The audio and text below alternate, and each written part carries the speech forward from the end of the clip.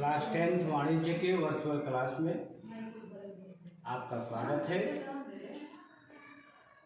आज हम लोग अंतिम खाते के अंतर्गत बनाए जाने वाले आर्थिक चिट्ठा बैलेंस शीट के संबंध में जानकारी लेंगे। आज इससे पहले हम लोग व्यापार खाता और लाभ हानि खाता दो के बारे में पढ़ चुके हैं। अंतिम खाते के अंतर्गत बनाए जाने वाला ये आखिरी है आर्थिक चिट्ठा बैलेंस शीट, जिसे हम बैलेंस शीट अंग्रेजी में बैलेंस शीट कहते हैं। आर्थिक चिट्ठा से क्या आशय है?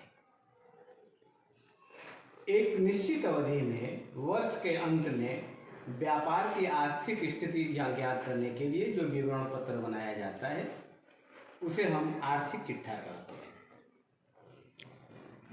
वर्ष के अंत में व्यापार की आर्थिक स्थिति ज्ञात करने के लिए जो विवरण पत्र तैयार किया जाता है उसे हम आर्थिक चिट्ठा कहते हैं। आर्थिक चिट्ठा बनाने की क्या आवश्यकता है और क्या महत्व है, इसकी बनाने की आवश्यकता क्यों होती है और इसका क्या महत्व है, इस पर हम लोग चर्चा करेंगे। इसके बाद हम आर्थिक चिट्ठे की क्या विशेषता है इस पर चर्चा करेंगे और आर्थिक चिट्ठे का क्या प्रारूप है, कैसे तैयार किया जाता है, इस पर हम लोग चर्चा करेंगे। आर्थिक चिट्ठा बनाने की आवश्यकता और महत्व क्यों, क्या इसका महत्व है? तो सबसे पहला इसका महत्व है संपत्तियों का ज्ञान। जब हम आर्थिक चिट्ठा तैयार करते हैं तो हमें अपनी संपत्तियों का, व्यापार की संपत्तियों का ज्ञान हो जाता है। दूसरा है दायित्वों का ज्ञान। जब हम आर्थिक चिट्ठा तैयार करेंगे तो हमें ये ज्ञात हो जाता है कि हमारे व्यापार के कितने दायित्व हैं, हमारी कितनी देनदारियां हैं। देनदारों का भी ज्ञान होता है।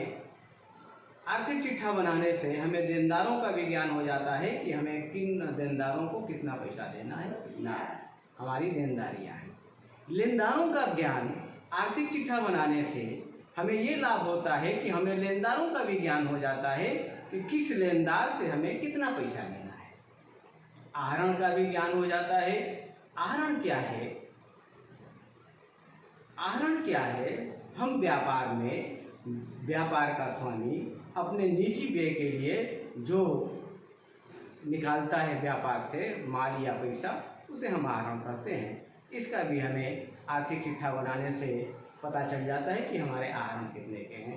पूंजी का ज्ञान हो जाता है। हम अपनी पूंजी का भी अंदाज़ा लगा लेते हैं आर्थिक चिट्ठा बनाने से कि हमारी पूंजी कितने की है, हमारे स्टॉक कितने के हैं, क्लोजिंग स्टॉक कितना है, रहतिये का भी ज्ञान हो जाता है। और व्यवसाय की दशा का भी ज्ञान हो जाता है कि हमारी व्यवसाय किस रूप में चल रही है, किस स्थिति में है, इसका भी ज्ञान हो जाता है।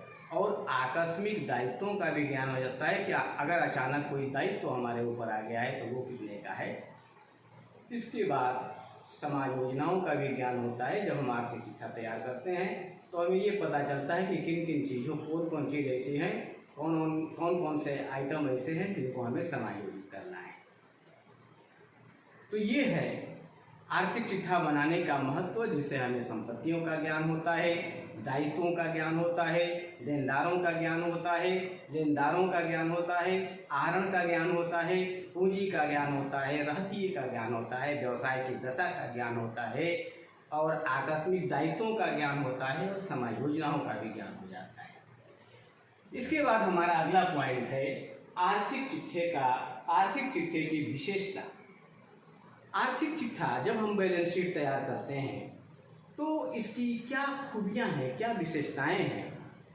तो आर्थिक चिट्ठा यह एक निश्चित तिथि को बनाया जाता है। सबसे पहली इसकी विशेषता यह है कि यह एक निश्चित तिथि को बनाया जाता है, यानी कि अमूमन वर्ष के अंत में बनाया जाता है, वित्तीय वर्ष के अंत में बनाया जाता है। इसमें हम, इसकी दूसरी विशेषता यह है कि इसमें हम व्यक्तिगत तथा वास्तविक खाते के ऋण यानी कि डेबिट शेष को संपत्ति पक्ष में लिखते हैं। इस पर ध्यान दीजिएगा।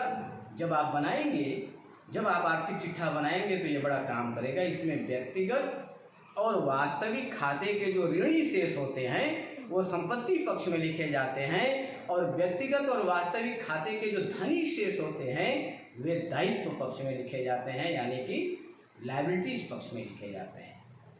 व्यक्तिगत खाता और वास्तविक खाता का जो डेबिट शेष होता है उसे हम एसेट्स में लिखते हैं, और इन्हीं खातों के जो क्रेडिट शेष होते हैं व्यक्तिगत और वास्तविक खाते के, इसे हम लायबिलिटीज में लिखते हैं।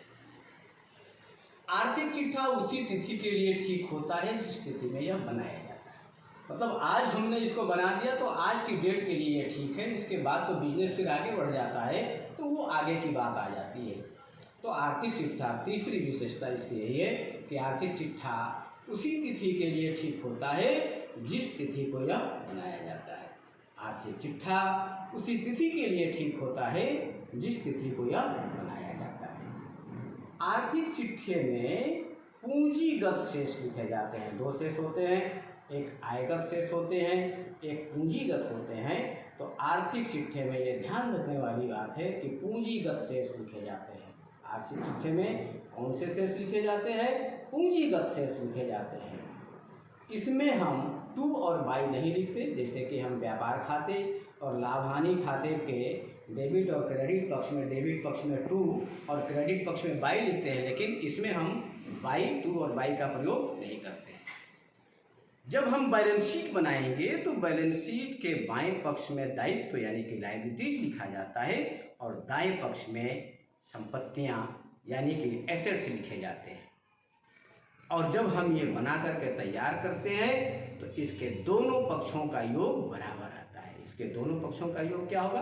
बराबर होगा, और यह व्यापार की आर्थिक स्थिति को दर्शाता है। आर्थिक चिट्ठा व्यापार की आर्थिक स्थिति को दर्शाता है। ये इसकी विशेषताएं।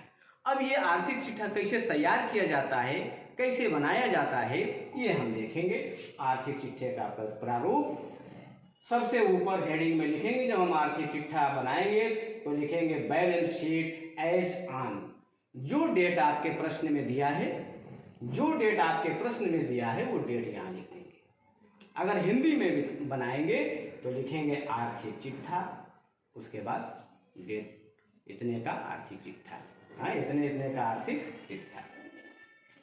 इसके भी दो पक्ष होते हैं, बाएं हाथ की तरफ लायबिलिटीज पक्ष और दाहिने हाथ की तरफ एसेट्स पक्ष। लायबिलिटीज जिसे हिंदी में दायित्व, अगर हिंदी में बनाएंगे तो दायित्व लिखेंगे, अमाउंट धनराशि।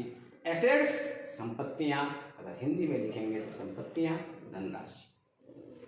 अब हम ये तय करेंगे कि लायबिलिटीज पक्ष में क्या दिखाए जाते हैं। जब हम आर्थिक चिट्ठा बनाएंगे तो तलपट में हमें क्या जो दिया रहेगा उसमें से कौन कौन सी चीज़ें लायबिलिटीज में आएंगी और क्या क्या एसेट्स में आएगा। जैसे दायित्व से मतलब ही है कि जिम्मेदारी। हमारे व्यापार में जो हमारी जिम्मेदारियां हैं, हमारे जो दायित्व हैं जिनका हमें निर्वहन करना है, उसमें से एक होता है पूंजी। यानी व्यापारी की ये जिम्मेदारी होती है कि व्यापार की पूंजी को बरकरार रखे, उसमें इजाफा करे, कम न हो। तो जब सबसे पहले हम बैलेंस शीट बनाएंगे तो लिखेंगे पूंजी और शुद्ध लाभ। ये शुद्ध लाभ हमें कहाँ से मिलेगा? लाभानी खाते से मिलेगा। लाभानी खाते से शुद्ध लाभ या शुद्ध हानि मिलता है। अगर लाभानी खाता हमारा शुद्ध लाभ शो कर रहा है तो हम पूंजी में जोड़ करके दिखा देंगे, और अगर हमारे व्यापार खाते में शुद्ध हानि शो कर रहा है तो उसे इसमें से घटा करके दिखाते हैं। अगर हमारे प्रश्न में आहरण दिया है तो उसको भी घटा देंगे, यानी पूंजी का अमाउंट लिखेंगे, शुद्ध लाभ का अमाउंट लिखेंगे, जोड़ेंगे, जोड़ने के बाद जो आएगा उसमें से आहरण की राशि लिख करके घटा करके अमाउंट में लिखेंगे। इसके बाद जितने रिजर्व और फंड्स होते हैं, आपके प्रश्न में जो भी आइटम देगा, रिजर्व होगा या फंड होगा, जो भी संचय होगा उसे हम लायबिलिटीज में लिखते हैं। जो भी लोन कंपनी के ऊपर होगा या व्यवसाय के ऊपर होगा, चाहे वो बैंक का लोन होगा या अन्य प्रकार का ऋण होगा, उनको हम दायित्व पक्ष में लिखते हैं। देय विपत्र, देय विपत्र का मतलब बिल्स पेबल, यानी वह बिल जिसका पैसा हमें अदा करना है, ये भी हमारा दायित्व है, इसे भी हम दायित्व पक्ष में लिखेंगे। लेनदार वो होते हैं जो हमारे क्रेडिटर्स होते हैं, हमारे ऋणदाता होते हैं, इनका भी पैसा हमें अदा करना है, ये भी दायित्व है, इसे भी हम दायित्व पक्ष में लिखेंगे। बैंक ओवरड्राफ्ट, ये बैंक ओवरड्राफ्ट क्या है? जब हम अपनी जमा धन से ज़्यादा पैसा, बैंक ये सुविधा देता है अपने व्यापारियों को, निकाल लेते हैं तो उसे बैंक ओवरड्राफ्ट कहते हैं, ये भी हमारा दायित्व है, इसे भी हम दायित्व पक्ष में लिखेंगे।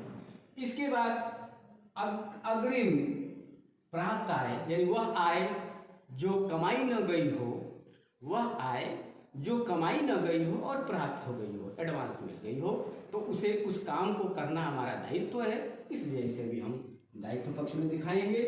इसके बाद अदत्त व्यय, आउटस्टैंडिंग एक्सपेंसेज, यानी वह व्यय, वह खर्चे जो देना बाकी रह गए हैं, वो भी हमारी देनदारी है, वो भी हमारा दायित्व है, तो इसे भी हम दायित्व पक्ष में लिखेंगे। इसके बाद एसेट, संपत्तियां, जैसे इसके नाम से ही स्पष्ट है कि व्यापार की जितनी संपत्तियां होंगी, व्यापार की जितनी संपत्तियां होंगी वो एसेट्स पक्ष में लिखा जाएगा। जैसे ख्याति, ये ख्याति क्या है? गुडविल। गुडविल एक ऐसी संपत्ति है जो कि नाम पे चलती है, जैसे कि टाटा मोटर्स लिमिटेड या महिंद्रा की कंपनी है, तो महिंद्रा एक नाम है, महिंद्रा नाम से ही उसका माल बिकता है, ये उसकी ख्याति है, ये भी व्यापार में इसको संपत्ति माना जाता है, ये लिखेंगे। ख्याति है और पेटेंट्स है, कॉपीराइट है, ये संपत्तियां हैं जो कि अमूर्त संपत्तियां हैं, देखी नहीं जा सकती हैं, इसे भी हम एसेट्स में लिखेंगे। जो हमारे स्टोर्स होंगे उसे भी एसेट्स में लिखा जाएगा। भूमि, मशीन, मोटर, फर्नीचर, ये तमाम चीज़ें संपत्तियां हैं, इसे भी हम संपत्ति पक्ष में दिखाएंगे। अंतिम रहतिया, ये भी हमारा माल है, स्टोर है, इसे भी हम संपत्ति पक्ष में दिखाएंगे। देनदार, जिनसे हमें पैसा लेना है, ये हमारे कर्जदार हैं, ये हमारे ऋणी हैं, ये भी हमारी संपत्ति है, इसे भी हम संपत्ति पक्ष में दिखाएंगे।